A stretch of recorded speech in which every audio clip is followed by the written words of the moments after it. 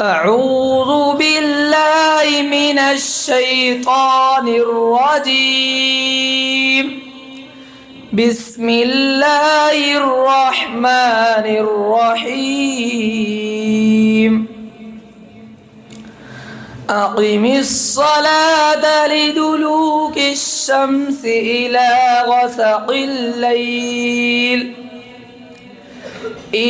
غسق الليل وقرآن الفجر إن قرآن الفجر كان مشهودا ومن الليل فتهجد به نافلة لك عسى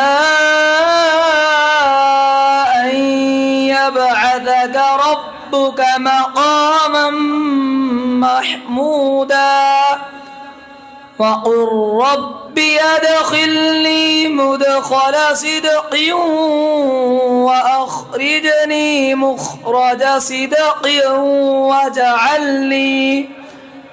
واجعل لي من لدنك سلطانا نصيرا وقل جاء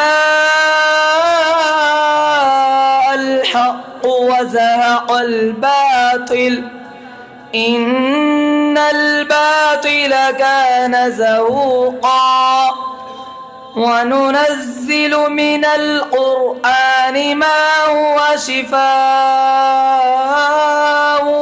ورحمة للمؤمنين ولا يزيد الظالمين إلا خسارا وإذا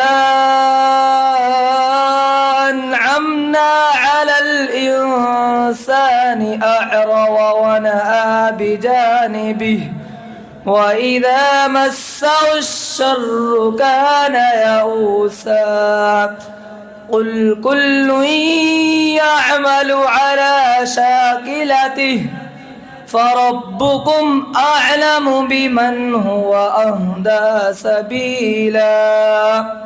السلام.